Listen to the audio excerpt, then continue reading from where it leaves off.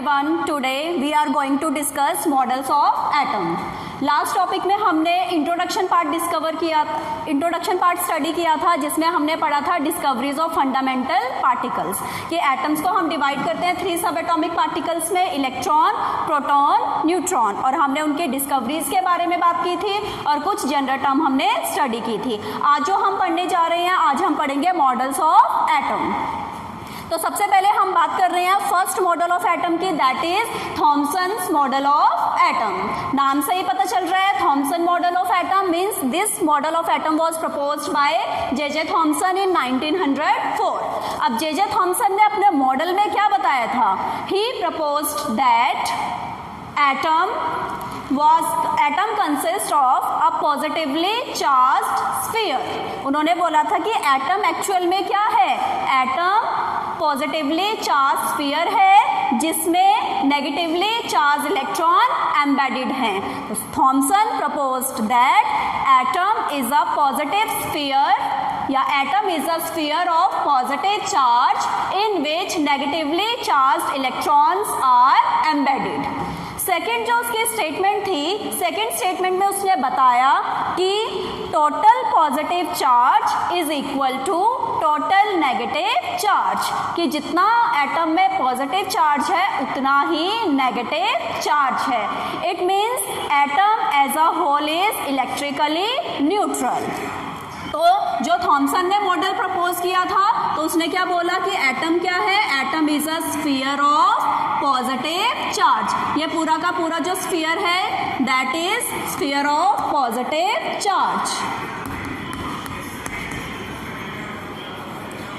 And in this sphere of positive charge negative charge electrons are embedded at somewhere.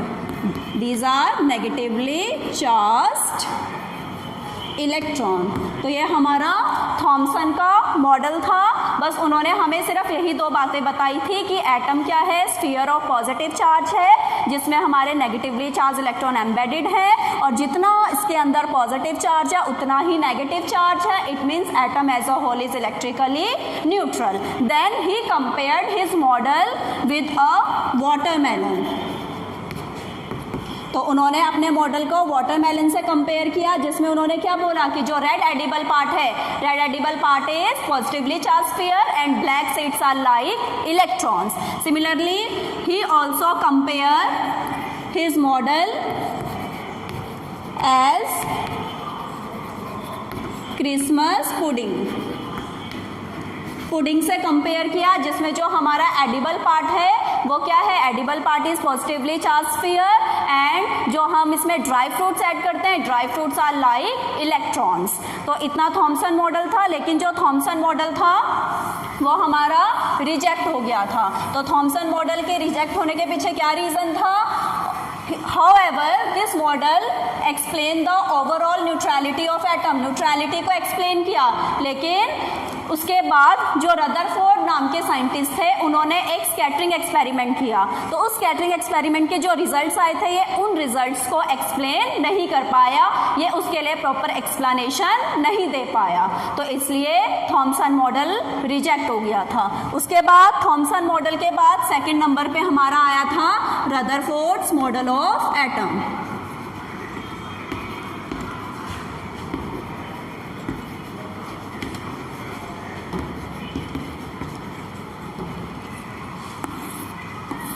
तो Rutherford ने अपना model of atom propose करने से पहले एक एक्सपेरिमेंट किया था, जिसे हम क्या बोलते हैं? रदरफोर्ड्स अल्फा रे स्कैटरिंग एक्सपेरिमेंट।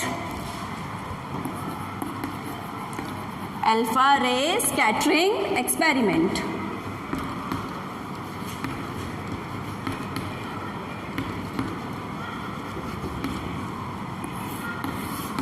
अब उस एक्सपेरिमेंट में रदरफोर्ड ने क्या किया था? रदरफोर्ड ने थिन मेटल फॉइल लिया था और थिन मेटल फॉइल में बोम्बार्डमेंट की थी फास्ट मूविंग अल्फा पार्टिकल्स की।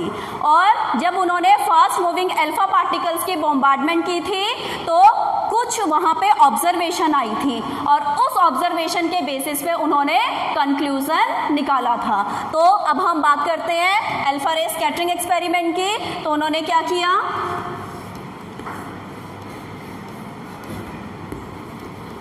he took a thin block of lead in which he kept source of alpha particle, radio active element का यूज़ किया। वो रेडियो एक्टिव एलिमेंट क्या था, रेडियम, रेडियम का यूज़ किया जो कि हमारा क्या था, अल्फा पार्टिकल का सोर्स था। मीन्स यहाँ से हमारा क्या हो रहा था, अल्फा पार्टिकल की बीम निकल रही थी। फिर रास्ते में उन्होंने क्या किया, एक स्लिट रखा, स्लिट में एक होल था और उस होल से सिर्फ एक ही बीम पास हो सकती थी। और फिर उन्होंने क्या किया, एक थिन फॉइल ऑफ मेटल लिया और उन्होंने गोल्ड की मेटल फॉइल यूज़ की थी, गोल्ड की थिन फॉइल यूज़ की थी और उस फॉइल के सराउंडिंग में क्या किया था, एक सर्कुलर स्क्रीन रख दी थी।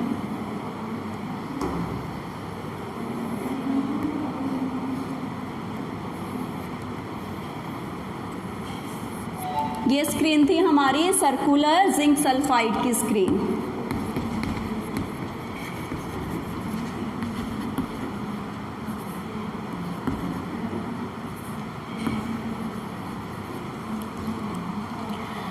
तो एक्सपेरिमेंट किया उन्होंने,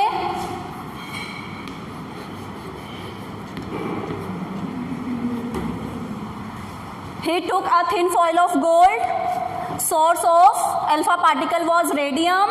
तो रेडियम से क्या हुआ, अल्फा पार्टिकल आए स्लिट के थ्रू, अल्फा पार्टिकल की एक रे पास हुई थिन फॉइल ऑफ गोल्ड में से और उन्होंने आगे क्या ऑब्जर्व किया कि जैसे ही अल्फा पार्टिकल की बीम ने गोल्ड की फॉइल पे स्ट्राइक किया, बॉम्बार्डमेंट किया, तो वहाँ से क्या क्या ऑब्जर्वेशन आई। तो जो फर्स्ट ऑब्जर्वेशन आई थी कि most of the alpha particle passed straight without any deflection, कि ज़्यादातर अल्फा पार्टिकल क्या हुए, अल्फा पार्टिकल आए फॉइल से टकराए और वो स्ट्रेट पास हो गए without any deflection. Second observation क्या थी, few alpha particles were deflected through small angles while few were deflected through large angles, कि कुछ अल्फा पार्टिकल स्मॉल एंगल पे डिफ्लेक्ट हुए, कुछ अल्फा पार्टिकल्स लार्ज एंगल पे डिफ्लेक्ट हुए। And third observation was that very few alpha particles about 1 in 20,000, कि अगर suppose हमने 20,000 पार्टिकल्स यूज कर रहे हैं तो उसमें से सिर्फ 1 very few alpha particles were deflected back. वो पार्टिकल आया मेटल फॉइल से स्ट्राइक हुआ और क्या हो गया, डिफ्लेक्ट बैक हो गया। ठीक है, तो ये तीन ऑब्जर्वेशन आई उनके एक्सपेरिमेंट से कि most of the alpha particles were pass straight without any deflection, few alpha particles were deflected through small angles and few were deflected through large angles while very few alpha particles were deflected back। तो ये 3 point उन्होंने observe किए और इन 3 observation के basis पे उन्होंने conclusion निकाला। अब क्या कंक्लूजन निकाला, फर्स्ट कंक्लूजन क्या था, फर्स्ट ऑब्जर्वेशन थी कि ज़्यादातर अल्फा पार्टिकल स्ट्रेट पास हो गए without any deflection, it means most of the space inside the atom is empty. तभी अल्फा पार्टिकल स्ट्रेट पास हो गए बिना किसी डिफ्लेक्शन के, क्योंकि वो खाली स्पेस से गए होंगे। तो फर्स्ट कंक्लूजन क्या निकला कि most of the space inside the atom is empty. Second, alpha particles were deflected through some angles, it means there are present some positively charged body inside the atom, कि atom के अंदर एक positively charged body present है, positively charged body present है, क्योंकि alpha particles भी actually हमारे क्या होते हैं, अल्फा पार्टिकल्स भी हमारे पॉजिटिवली चार्ज्ड होते हैं। अल्फा पार्टिकल हमारा हीलियम न्यूक्लियस हम उसको कंसिडर करते हैं कि अल्फा पार्टिकल क्या है, पॉजिटिवली चार्ज हीलियम न्यूक्लियस है। तो अल्फा पार्टिकल भी पॉजिटिवली चार्ज है, जब वो जा रहा है उसके रास्ते में जब कोई पॉजिटिवली चार्ज बॉडी आएगी तभी तो उससे टकरा के वो डिफ्लेक्ट होगा डिफरेंट डायरेक्शन में। तो सेकेंड ऑब्जर्वेशन से क्या कंक्लूजन किया कि there must be positively charge body present inside the atom. Atom. And जो थर्ड ऑब्जर्वेशन था कि very few alpha particles were deflected back. इसका मतलब क्या था कि जो वो पॉजिटिवली चार्ज बॉडी प्रेजेंट है वो बहुत ही ज़्यादा हैवी है और इसके साथ साथ वो वेरी स्मॉल वॉल्यूम में प्रेजेंट है। तो थर्ड ऑब्जर्वेशन के बेसिस पे क्या कंक्लूजन निकाला कि the positively charge body present inside the atom is very heavy and it is present in very very small volume. वो इतनी ज़्यादा हैवी है, तभी कोई भी सामने हैवी ऑब्जेक्ट है तो उससे दूसरा ऑब्जेक्ट टकरा के वापिस तभी आएगा अगर सामने वाला ऑब्जेक्ट क्या है, हैवी है। तो वह पॉजिटिवली चार्ज बॉडी क्या है, हैवी है। तो जो उन्होंने एक्सपेरिमेंट किया, एक्सपेरिमेंट के बेसिस पे ये तीन उनके क्या निकले, कंक्लूजन निकले। और जब उन्होंने ये ऑब्जर्वेशन और कंक्लूजन को कंबाइन किया और उसके बाद उन्होंने अपना मॉडल ऑफ एटम प्रपोज किया। तो Rutherford model of atom Rutherford ने ही प्रपोज किया, उसी के नाम से है। तो it was proposed by Rutherford in 1911 में उन्होंने मॉडल प्रपोज किया। And according to Rutherford atom consist of two parts. Atom consist of two parts, first is nucleus and second is extra nuclear part.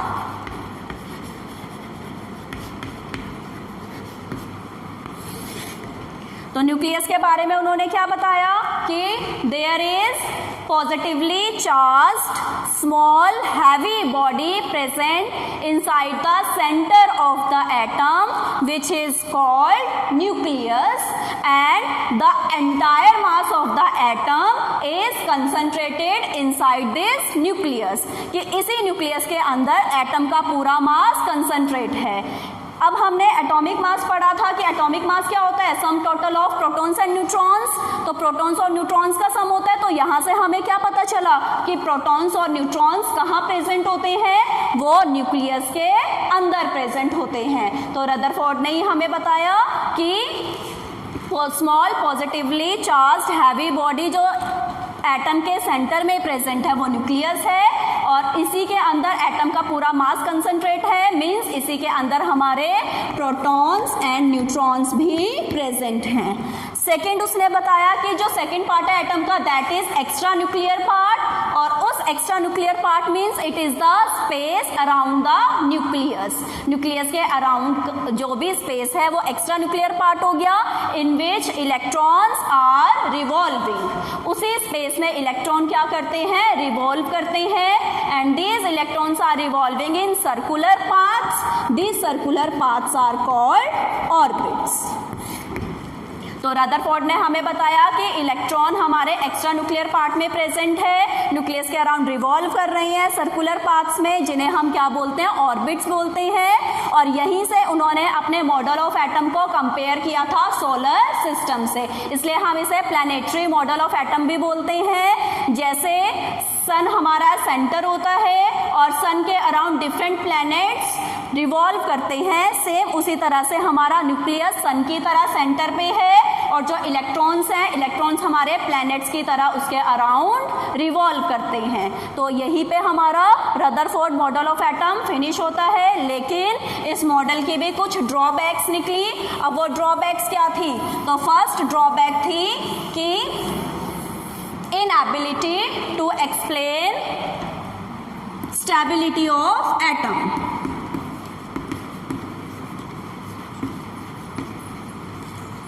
बहुत ही important point था। Rutherford ने जो भी चीजें बताई सब सही थी, लेकिन उसने क्या नहीं बताया, उसने एटम की स्टेबिलिटी के बारे में नहीं बताया। क्योंकि उसके अकॉर्डिंग क्या था, इलेक्ट्रॉन जब भी रिवॉल्व कर रही हैं, इलेक्ट्रॉन न्यूक्लियस के अराउंड रिवॉल्व कर रही हैं और एक मैक्सवेल की थ्योरी आई थी और मैक्सवेल की थ्योरी के अकॉर्डिंग क्या था, कोई भी चार्ज पार्टिकल है जब भी वो रिवॉल्व करता है तो वो उसकी डायरेक्शन चेंज होती है और डायरेक्शन चेंज के साथ उसके अंदर एक्सेलरेशन आ जाता है और जब उस बॉडी के अंदर एक्सेलरेशन आ जाता है तो वो अपनी एनर्जी लूज करता है। तो इसी तरह से इलेक्ट्रॉन भी हमारा चार्ज पार्टिकल है, जब वो न्यूक्लियस के अराउंड रिवॉल्व कर रहा है तो एक्सेलरेशन में आ रहा है, एक्सेलरेशन में आने की वजह से उसकी एनर्जी लूज हो रही है। अगर उसकी एनर्जी लूज हो रही है तो एनर्जी लूज होने की वजह से उस इलेक्ट्रॉन को न्यूक्लियस में फॉल हो जाना चाहिए था, और अगर इलेक्ट्रॉन न्यूक्लियस में फॉल हो गया तो एटम अनस्टेबल बन गया। लेकिन एक्चुअल में तो ऐसा है ही नहीं, एटम तो क्या है, स्टेबल है। तो रदरफोर्ड का सबसे बड़ा ड्रॉबैक क्या था कि वो स्टेबिलिटी ऑफ एटम को एक्सप्लेन नहीं कर पाया। तो inability to explain the stability of atom. Second drawback, inability to explain the line spectrum of atom. तो वो एटम के लाइन स्पेक्ट्रम को एक्सप्लेन नहीं कर पाए। स्पेक्ट्रम होता क्या है, इसी चैप्टर में हम आगे आने वाले टॉपिक्स में पढ़ेंगे। जैसे आप प्रिज्म है, प्रिज्म से जब लाइट पास करते हैं तो वो 7 डिफरेंट कलर में स्प्लिट हो जाता है, तो वो जो पैटर्न हमें मिलता है उसे हम स्पेक्ट्रम बोलते हैं। तो इसी तरह से डिफरेंट एटम्स भी हमारे स्पेक्ट्रम प्रोड्यूस करते हैं। तो रदरफोर्ड एटम के लाइन स्पेक्ट्रम को एक्सप्लेन नहीं कर पाया। और थर्ड जो उसका ड्रॉबैक था, थर्ड ड्रॉबैक उसका ये था कि वो हमें एक्सप्लेन नहीं कर पाया distribution of electron and energies of electron, कि एटम के अंदर इलेक्ट्रॉन का डिस्ट्रीब्यूशन क्या है और उसकी एनर्जी क्या है। तो ये 3 इसकी मेजर लिमिटेशंस थी। तो यहाँ पे हमारा रदरफोर्ड मॉडल फिनिश होता है। उसके बाद थर्ड जो हम लास्ट मॉडल पढ़ेंगे that is Bohr's model of atom.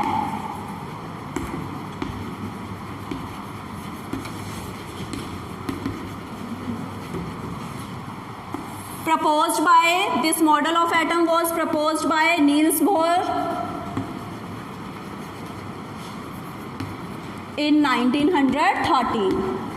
तो बहुत सारे ऐसे पॉइंट्स थे जो बोहर ने एक्सप्लेन किए अपने मॉडल ऑफ एटम में। तो क्या क्या इसके मेन पोस्टुलेट थे। फर्स्ट पोस्टुलेट था बोहर्स मॉडल ऑफ एटम का कि atom consist of small heavy positively charged body present inside the atom is called nucleus। तो फर्स्ट पॉइंट इसका क्या था कि एटम के अंदर small heavy positively charge body present होती है जिसे हम न्यूक्लियस बोलते हैं, and electrons revolve around the nucleus. ये तो रदरफोर्ड ने भी बता दिया था, ठीक है। लेकिन अब यहाँ से जो मेन पॉइंट्स आते हैं जो रदरफोर्ड ने नहीं बताए लेकिन बोहर ने बताए। तो सेकंड पॉइंट में उसने क्या बोला था कि इलेक्ट्रॉन रिवॉल्व तो कर रहे हैं न्यूक्लियस के अराउंड, लेकिन इलेक्ट्रॉन सिर्फ उन्हीं ऑर्बिट्स में रिवॉल्व करेंगे जिनके पास फिक्स्ड वैल्यू ऑफ एनर्जी है। Electrons revolve only in those orbits having fixed value of energy, and those orbits are called energy levels और स्टेशनरी स्टेट्स।